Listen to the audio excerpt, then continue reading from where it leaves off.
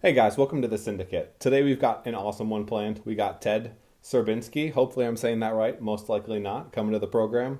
Ted is the guy out of Motor City, all things mobility, TechStars director, crushing it with the incubator slash accelerator, and had a pretty nice exit in the past. Thanks for coming today, Ted. Thanks for having me. Great to be here, Matt. So tell me a little bit more about yourself, because my intros are horrible.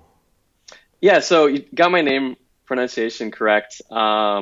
So how did I get to Detroit in mobility? It wasn't a linear path at all. I grew up in a military family, lived all across the United States. I was actually born in Idaho, and after school, I went to Cornell as a computer engineer. I was working on this open source framework called Drupal.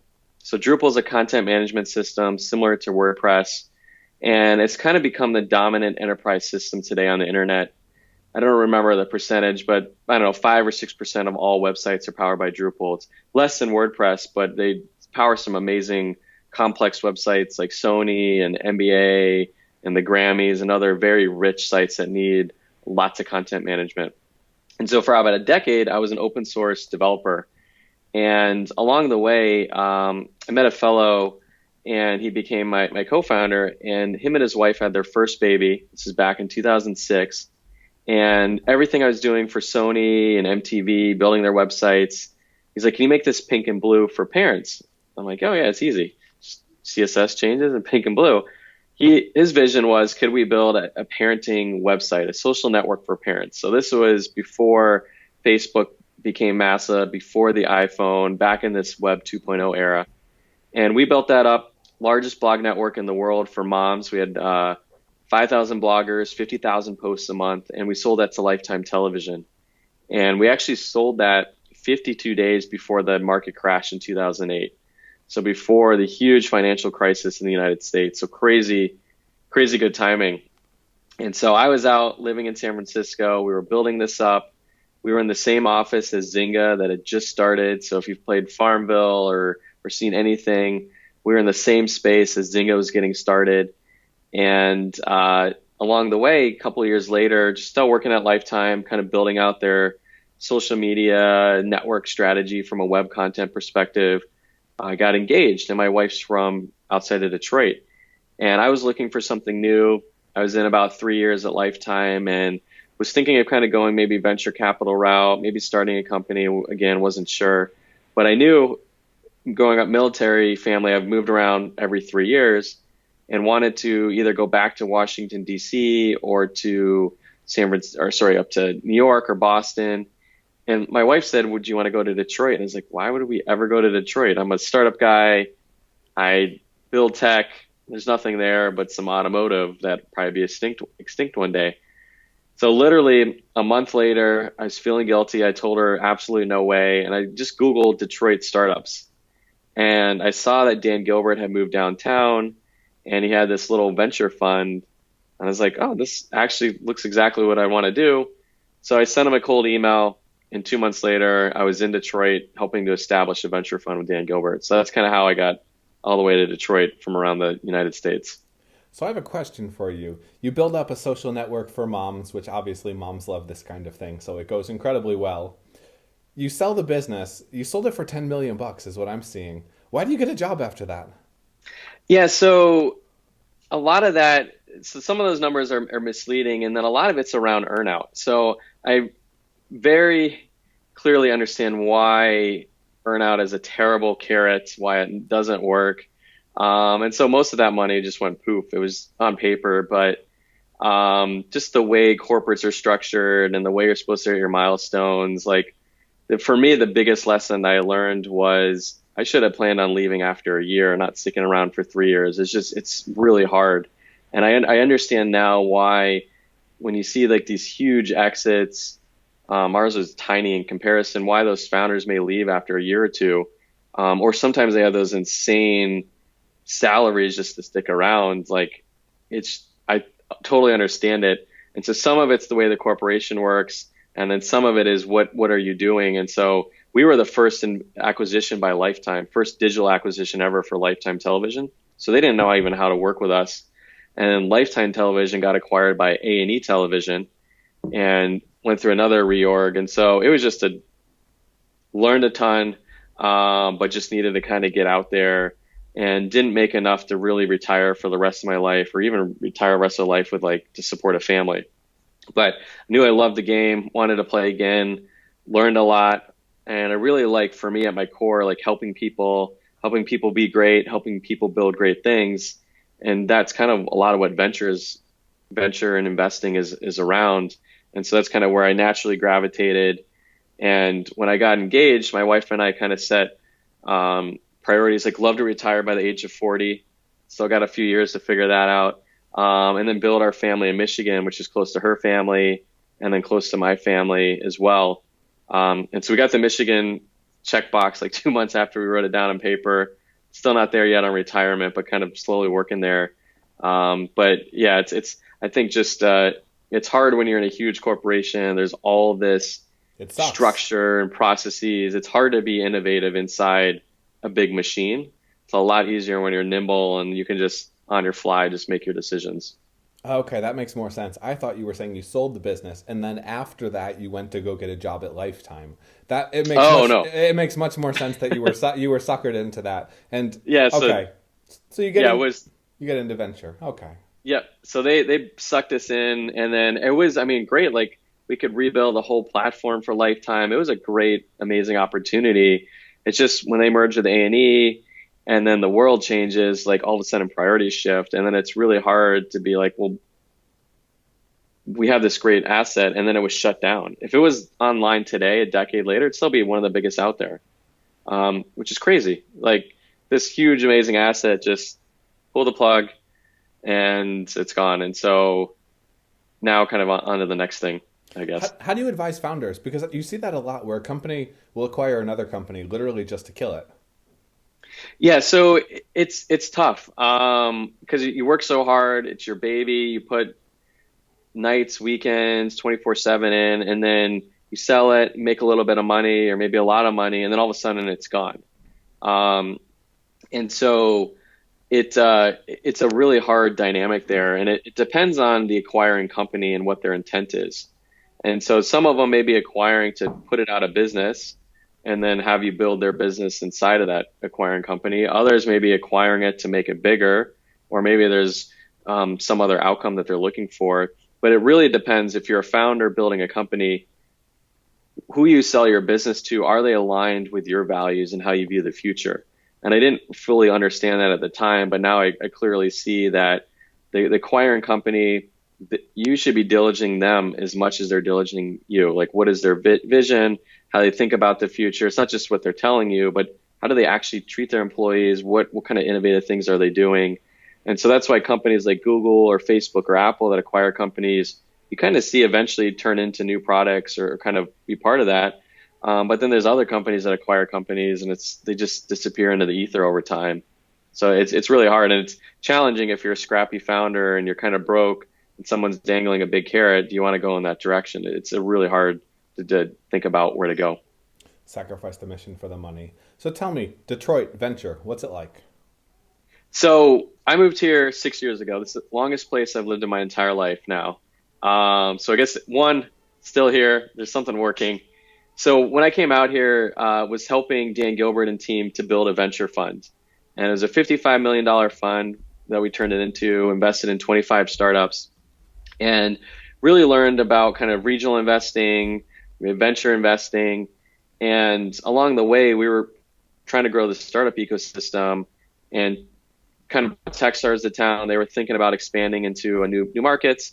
And then TechStars kind of wooed me away to, hey, can you figure out this automotive mobility thing for us? And so I went from kind of venture investing now to accelerator investing. And along the way, I did some terrible angel investing. And so now I've kind of got to see startup investing from 3 different perspectives. And for me, I love the accelerator stage. It's just been more fun, more engaging. And what we've seen from the venture side in Detroit, the Detroit startup community is growing substantially over the last 5 years. I think across like kind of the Southeast Michigan, there's like over 130 venture-backed startups now.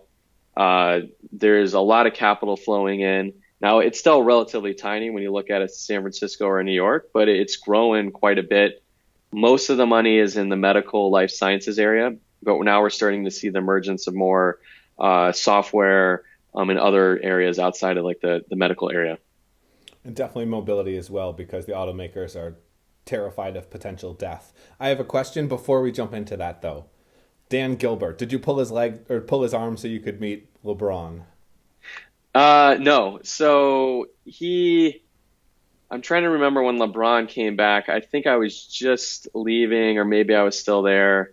Um, I didn't, but some of my colleagues have been to plenty of Cav games and had fun there. But I just never think I was either transitioning out when that was going on or still kind of ramping up over there. So I never had the pleasure to do any of that, sit courtside or go to any of those games. You should pull that connection in and then I know. hook up some TechStars founders, and you can have like Exactly. TechStars raffle. So talk to me a little bit about that. So you get pulled into wait first. More importantly, you said angel investing was horrible. Tell me what went wrong. So, and this is true of everything like angel, venture, and accelerator investing. If you don't have a clear strategy and a clear model of how you want to make money, it's super hard. So if you're just kind of throwing money here and money there and you're hoping to make money, it doesn't work that way. Like you have to think about it a little bit harder. Like what's my strategy? What's my basic model? And does that work? And so I never really thought about it at a level deeper. So basic angel model could be, I'm going to invest in, I'm going to put I don't know, $250,000 aside, and I'm going to invest in 10 startups at 25K each. So at least you have a basic model. You could kind of do a little bit of modeling to say, well, if I do that, maybe I own a quarter to 0.5% of the company. And if 9 of them fails and one of them's a 10x, I make my money back. You can kind of do some basic things. Like I didn't do any of that. I just was throwing some money randomly, wasn't thinking about valuations, wasn't thinking about strategy, wasn't thinking about deep diligence. Just kind of like the allure of investing was more interesting than actually realizing like this is super hard. Like you see about these wins, but you don't see about these million other losses in parallel. Weren't you a Um, VC first though? I was an angel first for a Okay, couple of okay. years, and then venture. And so venture was even harder because you're more constrained by your partners and potentially your region. And same exact things. We had more of a model. We had more of a strategy, but still it's really hard. Like you're putting maybe $500,000 to work, but still, how do you that company worth 5 million? How do you make that company worth 50 million or 500 million? It's incredibly hard to really truly scale up. And so once you're in those trenches that early, it became clear like this is hard. And the light bulb for me, kind of when it came to TechStars, was a lot of early stage in investing it's a numbers game. You need lots of bets in parallel in hopes that one or two really hit. So it's really a long tail distribution. If you make 100 investments, maybe one of those drives all the returns, and then two or three drive some, and then 97 go to zero. Like you have to think of it from that sort of perspective, not an average. Well, on average, I'll probably sell most of them for 1 or 2x, and then a couple bigger. Like it's really lots of zeros, and then a few that really return money. And there's material out there. Like if you kind of Google, like Peter Thiel talks about it, kind of his view 0 to 1, and a lot of venture models kind of reinforce it. And from my personal experience, seeing exactly that, it's mostly zeros, and then you see a couple that really return money. So basic index strategy. Do you think angels Yeah. can do that? Yeah, I believe angels can do that. It depends, like I said, strategy. Is it, you can get lucky. So, I mean, that's the thing too. It's like buying a lottery ticket. You could be that guy or girl, you buy that ticket and then you're a millionaire overnight, or majority of those tickets are probably $0. Angel investing is very similar. You could get lucky and be like, wow, that just happened to be the next Facebook, but most likely that company's probably going to zero. But if you have enough of those and you take enough chances, you're bound to have some winners in there. And then you can kind of further de-risk it once you start to find really good co-investors, once you start to have a better strategy of really how do you evaluate startups at that stage. So if all these startups are at the same valuation and all are teams of 2 to 3 in different spaces, well, how do you know which ones could be better or worse. And so a lot of what I do at TechStars is team evaluation, pattern recognition. And so we think about the team first and the business last. And the reason for that is when you're at this early of a stage, the pre-seed, the conception, the genesis stage, there's no business metrics to evaluate. And so you really have to evaluate people. And how do these people stack up against other people in terms of building and growing? And so do they have a sense of like self-awareness, a sense of learning? Are they really onto something? Are they super committed? And then can they really execute? And execute is thrown out there. But I've looked at over 1,000 companies over the last few years for this program. There's a huge wide range of execution, and really looking for what's that top 1% of execution. Looks very different than the other 99% in terms of execution. Completely agree. People, it's 80-20, 80-20, 80-20, 80-20. That's how it always goes. Exactly. So mobility. Talk to me. How'd you get into that? And then why the focus? I imagine because you're in Detroit, that's your focus. So mobility found me, I guess. I wasn't looking for it. When we were helping to bring TechStars to town, TechStars' view going into new market was pretty simple. Is there kind of a wealth of knowledge in the area? Is there somewhat of a venture community? And is it kind of additive to the TechStars network? So when you look at Detroit, well, there's a ton of automotive knowledge here. There is definitely some venture community. Great school, University of Michigan, relatively easy to get to, and kind of had all the right ingredients. And so if there's going to be a program that taps into all this, it's something in the automotive space. And the word mobility, we actually got from Bill Ford's group, Fontanals Group. So Bill Ford started a venture fund called Fontanals Partners. And his view was when you get past automotive, that's what you call mobility. So automotive and transportation is one component, but when you get past that, that's what they think of as mobility. And so when we launched TechStars Mobility, it was on December 11th, 2014. The reason I remember that so clearly, that's the same day Detroit exited bankruptcy. So Detroit going downhill, now going through a bankruptcy, the same day that year-long process cleared, on the front page of the Detroit Press is Detroit exits bankruptcy, top big red, and then on the left side on the front page, TechStars is coming to town to invest in startups. And I was like, this is a perfect juxtaposition of like two crazy changes going on in Detroit, like kind of the past going into the future.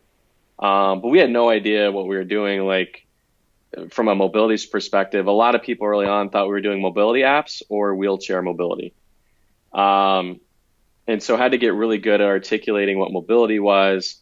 And then a year later, that's when GM bought Cruise, and everyone's like, oh, mobility, got it. Huge market, buzzword at the auto show. And now mobility is almost as buzzworthy as maybe Bitcoin. Although I think Bitcoin's got to be a little bit. You're getting killed by that, but that's nothing to compare to. Why not transportation? So mobility is more than transportation. So the way I like to think about mobility, at its core, mobility is the movement of people and goods. So it's people and goods moving around more freely. And then that spans lots of industries. It's the automotive industry, transportation, supply chain, it's travel, it's logistics, it's other industry, even medical industry. Like there's other industries that encompass mobility. And so you could think of it from a transportation lens, but that may be a little bit too narrow. So an Uber or Lyft, that's transportation. That's mobility.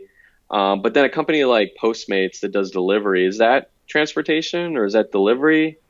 It's really kind of like, well, that's mobility because that's the movement of goods to you more freely. You don't have to go out and get them. They come to you. I feel like mobility is tough, though, because I also think about the physical therapist trying to improve the mobility of my shoulder. Yes. So that's the hard thing is yeah. the mobility, but it's all around making it easier to move. Yeah.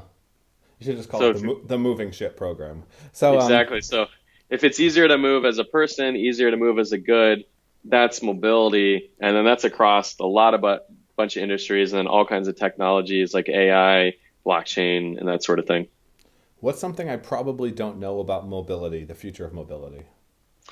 The future of mobility is it's a massive transformation. So what blockchain is kind of doing to the entire world, mobility is kind of doing to the other side. So what I mean by that is the way I think of mobility, maybe more precisely from an automotive lens, is we're shifting from manufactured steel to software and services. So what I mean by that is today Ford, GM, Chrysler, BMW, and others make cars and vehicles that are just basically steel. And there's definitely electronics and computers on it, but for the most part, it's just a piece of steel. When we look at the next 20 years, what they're really going to be selling is some kind of software and service. And so the basic form of that today would be kind of Uber. You push a button on your mobile app and the car picks you up. What Uber is selling you is a service to get around more easily. They don't sell cars. They don't touch cars. So the future Ford, the future GM, they're going to start to sell more services to get around more easily. And just today, like Ford announced that they acquired 2 logistics companies. And why would Ford be acquiring 2 companies that aren't even automotive related? Well, they're looking the 20 years out that there's going to be self-driving cars. Everyone's talked about self-driving cars. It's not that self-driving cars are revolutionary. It's what does that enable? So the internet was HTTP protocol, FTP, IMAP. That's great, but what was really revolutionary was Facebook or Google or Apple that took those protocols and then built entire stacks on top of it. So self-driving car is a stack. What is it that you build on top of that? So now I'm at home and I'm cooking something and I need some butter. I could use Postmates and someone could pick it up. But now in the future, I might be able to use like the Ford delivery system and punch it into an app. And they connect into the grocery supply chain and then it gets put into some self-driving vehicle that comes to my house. There's things like that are built on top of all those technologies. Let me jump off of that. So I've actually been doing quite a bit of writing and thinking on this topic as well. So in my opinion, it's even larger than what you're saying. So in my opinion, the operating system of autonomous vehicles will become kind of ubiquitous with today's internet. So for instance, I can sleep my way into a new city. I can have a car, and in that car, I'm eating a 5-course meal. You could run a brothel out of a car. You could run any business, anything out of a moving vehicle, because at that point, it's just real estate that's moving itself. So where do you see the future going? How far out is that for a future vision from what you're seeing? Yeah, I think it's totally jives it. I really like the word real estate on wheels. I think that's a good way to think about it. But I think it's even more than that. It's more than just the wheels itself and the real estate there. Because what about all the other plumbing behind the scenes, the things that aren't vehicles? So the intersection of drones and these little delivery bots like Starship and others, how do they interface with all of that? And then there's kind of like the electrification of things. So there's definitely the vehicle itself, and if that vehicle is driving itself, then you can do all cool, amazing things, like kind of the real estate inside the vehicle.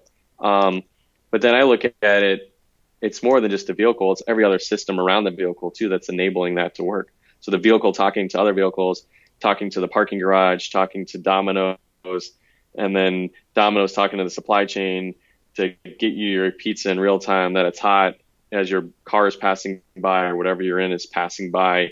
Like that entire system is mobility. So does that mean inherently we can't have a closed garden? It's this type of internet that we've had today. Yeah, so that's a great question. I mean, it's a fascinating question because we look at today, like Uber and Lyft.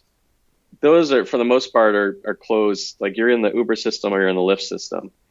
Tesla made an announcement that soon, when their self-driving car network's available, it'll be only open to Tesla drivers and owners. So if I own a Tesla and I want to make an extra $100 this month, I can check in, and then my car goes out and does deliveries and routes and whatever, and I make some extra money on the side. But now I'm in that Tesla system. how does that interface with the Uber system and the Ford system and the GM system? The one great thing about automotive is interstates all around the world. There's like a fair amount of like kind of standardization around how roads are built and communications. And so that's going to be the big thing is how do these autonomous networks interface with each other? But isn't And I it? don't know. I get what you're saying, but isn't it inherently stupid for companies to assume that they can own, that they can have I mean, we go through bundling and unbundling in every industry. People want it all together and then they want it all separate. And that people make tons of money just by creating and destroying things. But for autonomous vehicles and for the functionality to exist and work well, it seems like the company that does a good job of being that, the company that builds itself into an API based operating system for other providers will be the one that ends up winning. Because the other ones will get into a competitive race where, I mean, if you're doing delivery, if you're doing transit, that's a zero sum game where everyone loses and the prices go to zero.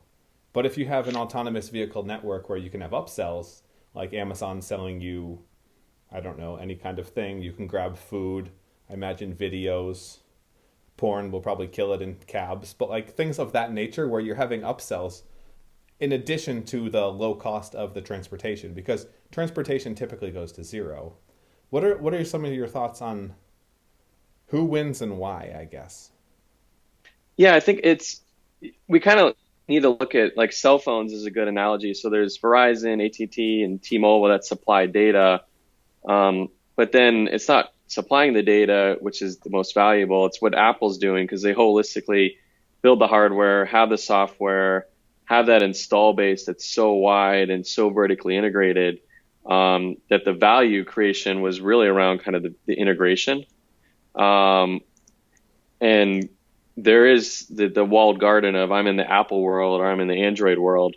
The challenge is, I think, kind of if you look at Android versus Apple, Android's more open, but as a result, it's less stable, less predictable. There's more security issues. But Apple, being holistically owned, it's more stable. They're able to advance faster.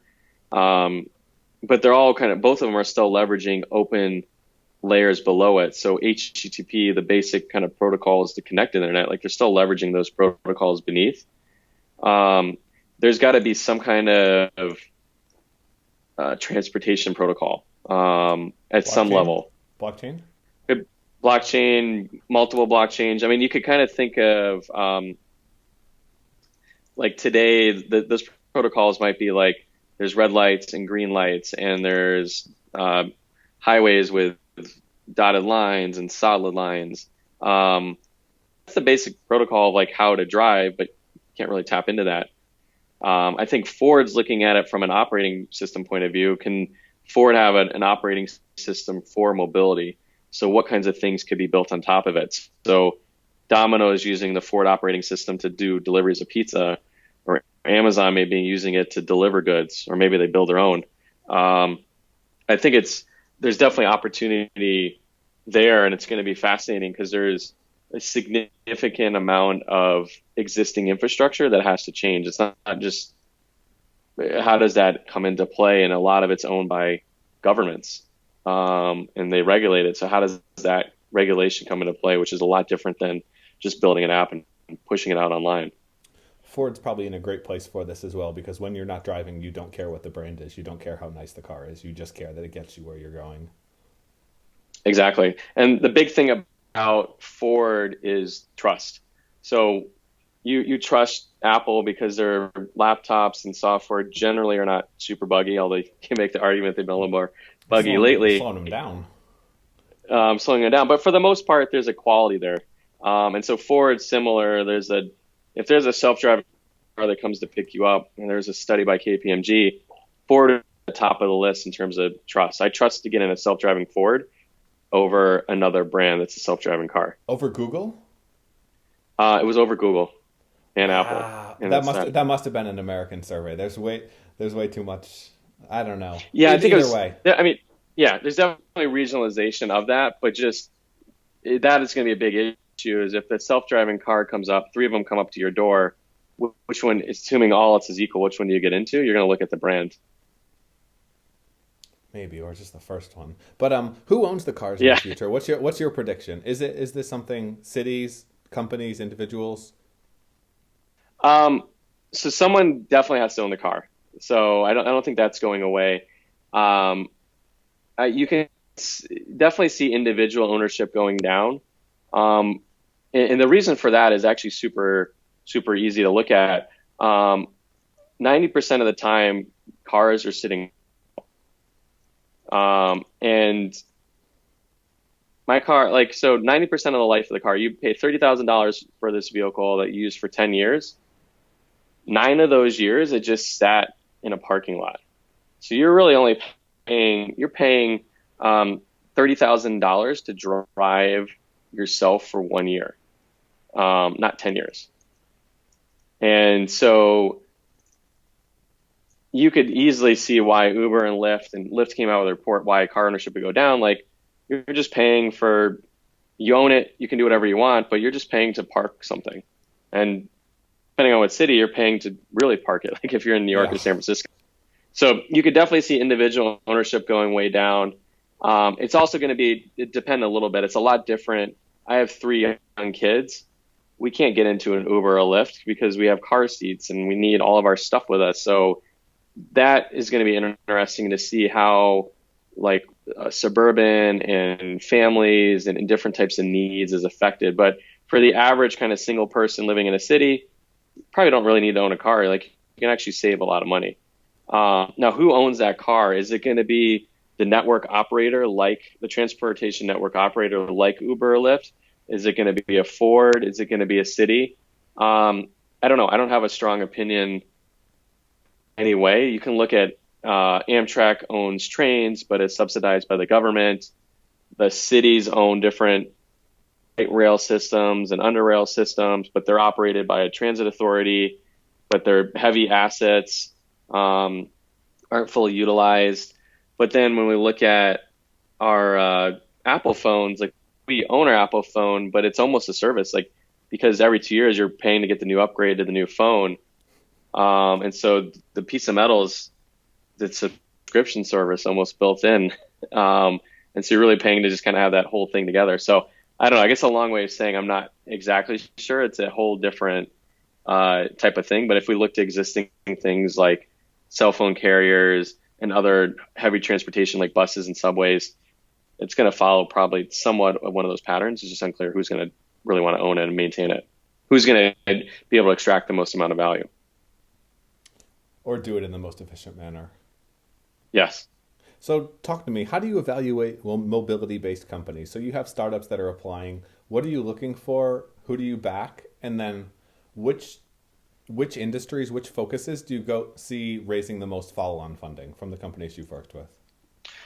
Yeah, so I've thought about mobility very wide, looking even some things that may not be mobility at first glance. And the reason for that is the industry is still emerging. We don't know exactly where enormous value is going to be created or not. Like, clearly there's going to be self-driving cars, but that's only one piece. There's a lot of other pieces there. And there's impacts to automotive and transportation, but then there's impacts to the travel industry. There's impacts to the logistics industry. And so if you think of mobility as just kind of self-driving car, which a lot of people kind of associate, that's like the tip of the iceberg. There's all these other areas that are going to be impacted. And to me, part of my thesis is, what's the startups that can make an impact today and tomorrow? Meaning, what can impact the usage of vehicles today in transportation, but also still thrive in an environment tomorrow. A great example of that, I invested in a company called Siva out of Seattle. And this is a father-daughter team. Actually, the father was the oldest founder to ever go through TechStars. He's 78 years old. So Yes. always have something to learn. And he worked at Chrysler for 35 years and had all this IP around heated washer fluid. So heated washer fluid, they have a device. It's a simple mechanical device that heats washer fluid. In a winter like this in Detroit, amazing, because it just cleans your windshield faster. all that great stuff. So huge market just today around the world, just heating washer fluid. It's going to clean windshields better. But tomorrow, self-driving cars are going to have lots of sensors on them. And when those sensors get dirty, the cars can't see. Just like you can't drive if your windshield's dirty. How is a car going to drive if the sensors covered in bugs or dirt or snow? And so there's been quotes from GM and head of Cruise that we got to figure out how to get these sensors clean. So this is a technology that's hugely applicable tomorrow, but has value today. And so they're able to build a big business today and be ready to kind of pounce on the opportunity tomorrow when self-driving cars are here. That's interesting, and it's very rare to see with a startup. Yeah, it's super rare. And then it's also a lot of pushback. Well, this is a piece, you invested in a piece of metal, not a software company. How does that scale up? And there's ways that they can kind of tap into software and things are going to go down the road. But it's really kind of looking at mobility as a solution. These vehicles that are going to start to be, instead of idle 90% of the time, now running 90% of the time, are going to go through components much faster. So if you look at a trucking fleet and those types of things, they go through maintenance at a much faster rate just because they're operating majority of the time. So autonomous vehicles operating most of the time, we're going to see a spike in maintenance type things just because we're going to an entirely new model there. Sure, we're going to see cars come off the road in vehicles, but now those are going up more. So are we actually going to need more tires, not less tires in the future? Are we going to need more cleaning supplies or whatever it may be? And so that's great because it's evolving. But today, anyone that's in a cold climate would want washer fluid. Any trucking company would want it. So it's already a huge business, and it could be much bigger in a self-driving world.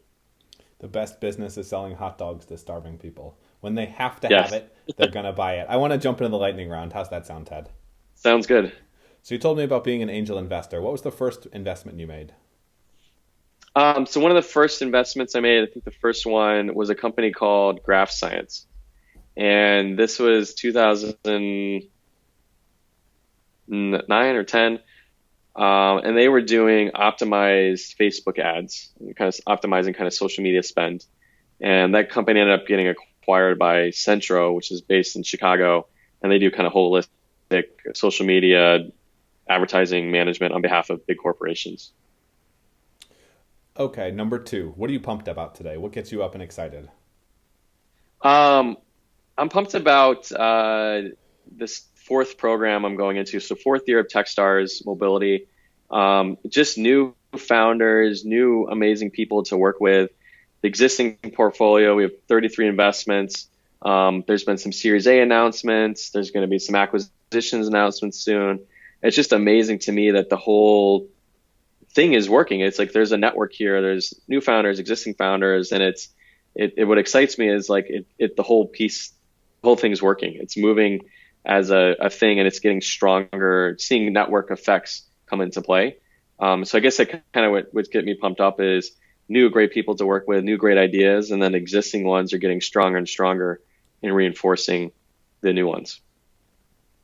That's pretty freaking awesome. I like little rivalries that push people to be better. We just had Jenny Fielding on from TechStars New York, focused on fintech and IoT. Why is mobility way more awesome and exciting? Why? Oh, so Jenny is amazing. So I don't know if it's more awesome one way or the other. I think there's actually overlap. So we've invested in fintech companies in mobility programs. So one's working in car subscription service. We invested in 15 IoT related ones in mobility. I think it depends on which side of the lens you're looking through. Is it the left side or the right side? I don't think it's one industry is better than the other, but more, they're all kind of the same. There's a lot of overlap depending on how you look at it. Now, not every mobility company is fintech and not every fintech is mobility. But to me, what's most exciting is the ones that intersect multiple industries because that's where you can create potentially enormous value. Touche. Very well played, my friend. What 2 biggest wins to date? 2 biggest wins. So one of them I can't announce or say anything. Unfortunately, it's still kind of under NDA. But we had a great acquisition with this program. And the other kind of biggest win I don't know. It's a tough question. I don't know what I would kind of highlight there. I think the biggest win would probably be that this mobility program is getting to year 4. And what I mean by that, that's a huge win that this program is now sustaining with time as the industry changes, as we see corporate partners change. This program is built up such a great foundation, such a great network of individuals that it's able to adapt to new industry players entering, other ones that are maybe exiting or changing, and showing that you can bring amazing, innovative companies to Detroit, and they want to be here. They want to make those connections, and some of them may stick around. Most of them won't. But the fact that amazing entrepreneurs around the world want to come to Detroit for 90 days, I think that perception change has been an amazing win. So I'm constantly blown away by the founders that want to come here, and then also blown away by people that are blown away that these founders are like coming to downtown Detroit to build their businesses, at least for 90 days. In a transforming or dying industry, the incumbents are clawing for whatever they can do to survive. So automotive is incredibly interesting for founders right now. Yes, and it's going to be fascinating to see what happens over the next decade. Bill Ford's been by our program, and he talked about for the first time in probably the automotive history, there's going to be real winners and real losers. And what he means by that is if you look at kind of the breakdown of automotive today, Ford, GM, Chrysler, BMW, and others, like everyone's kind of got a piece of the market share. Some are better than others, more revenue. But for the most part, they're all kind of existing. There's a lot of suppliers. When we look to the future of mobility, some of those companies are going to go to zero. They're just not going to be able to adapt and really be kind of providing the new solutions. This is the same thing we saw happen in kind of the PC era. So late 90s, as we saw like Dell and Compaq and Gateway and all these companies making computers.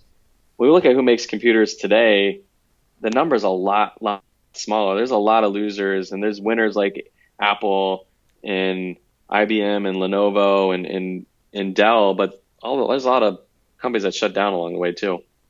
And with automotive and things being automated, I imagine there'll be one luxury brand and one regular class brand. More or less, that's kind of what things will boil down to.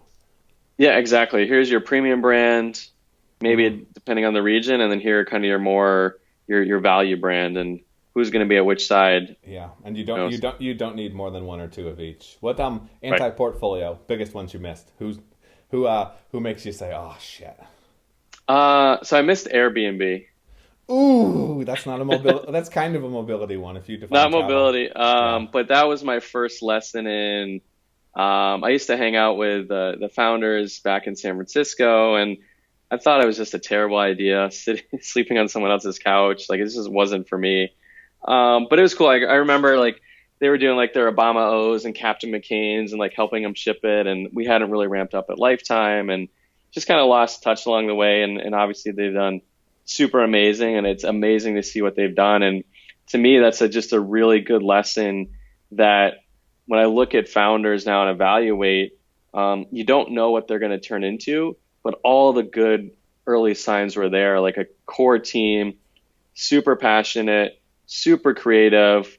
And if you took the right lens and kind of looked at the market the right way, there's all this empty space in people's houses looking to monetize. Like it was all there. It's just really hard to kind of read. And so to me, that's something I always come back to. Even if this idea I think is silly, now learn to, it doesn't matter about the idea. It's like, who are those people? Are they really driven enough? And is there something here that could be revolutionary? Because you could just miss it. It's hard, and hindsight's always 2020. Give me what do you look to? What do you listen to? Resources so that you can stay informed on a daily, weekly basis. Yeah, so I love Riley Brennan has this newsletter, Future of Transportation. He puts it out every Monday. It's a great newsletter. It's similar to kind of Benedict Evans' mobile newsletter, not mobility, although some of it's mobility. But just kind of some informed thoughts and links to articles or new patents. That to me is like a great resource. Let someone else do the work, sift through everything so I can just kind of focus on what's like the most important thing to kind of think about from an industry perspective, because there's so much stuff out there.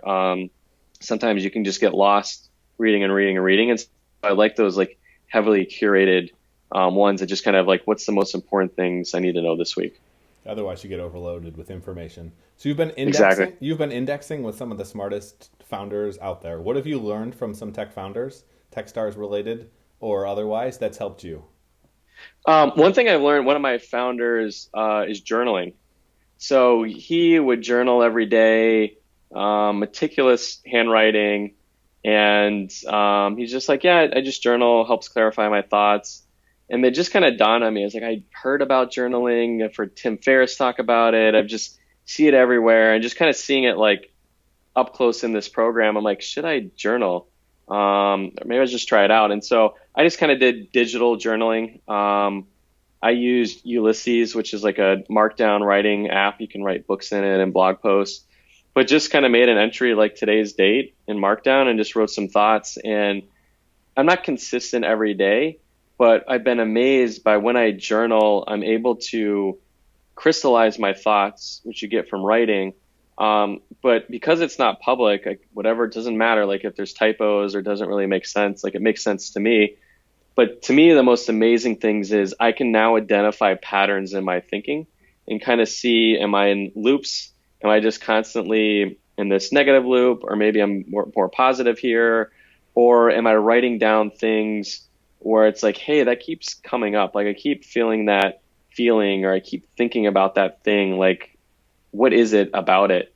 And so that's like a thing I just kind of picked up. Just one of our founders is doing it. And I was just like, I see the value in that now, and something I could build a much stronger habit around.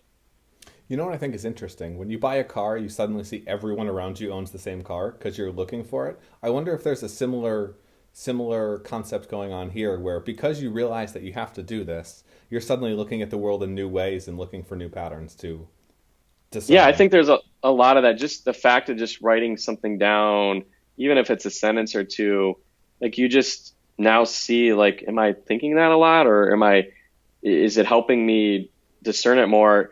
And for me, the pattern recognition, I didn't even know that was a strength of mine until I started journaling. I'm like, oh, like pattern recognition is something like I'm actually really good at, and journaling helped me uncover that. And I see kind of like a work therapist and guide and coach that's really helped me kind of uncover that. But it sounds super simple. It's like, well, okay, duh, like how is that helpful? But now it's given me a lens like, okay, if pattern recognition is a strength of mine, and kind of connecting the dots, like how am I connecting the dots and like from an investment point of view and from a mobility point of view?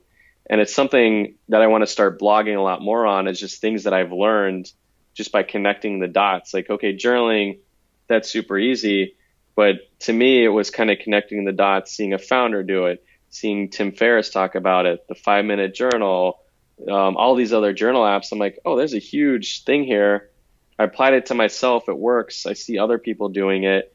And the reason it all makes sense in my head is like, okay, I have that ability to do pattern recognition, connect the dots really well, and like kind of discern knowledge. And when I was analyzing a lot of what Tim Ferriss does with his tribe of mentors and his Tools of Titans books, he's doing effectively the same thing. He's like, what are the patterns and habits across all these super smart people shared in a book? I was like, oh, that's like a form of pattern recognition. So like you said, I just start to see that pattern everywhere else, and it kind of surfaced from just some basic journaling. And now I'm kind of using that strength more to my advantage to figure out how can I leverage that to create new kinds of content. Not only that, it's very valuable because you realize that your gut actually knows what it's talking about, so you learn to trust yourself and go with it. Yes, I got to write Because that down. It's a great because way to think about it. because you're pattern matching and you're good at it, so clearly you know what you're doing. Ted, I know you're an incredibly busy guy. You got a ton going on, and you need to get back to it quickly. So, where's the best place for people to reach out to you and to say you're awesome? Yeah, so I'm active on Twitter, just at Ted Serbinski, or you can go to tedserbinski.com. I try to put out like a few blog posts a month around kind of 3 or 4 key areas. So one are startup lessons. So some of the things coming are like how to write affordable email or how to build your investor pipeline, things that like I use and teach the founders I work with, and now distilling it down to something that's digestible. Life learnings, things that I learn, like whether it's journaling or book reviews or how I've overcome like depression and how I did that, like just sharing what's working, and then some random thoughts sometimes on Detroit and mobility stuff, but really trying to help people be great and build great things. Guys, reach out to him. We'll put links and everything in the show notes.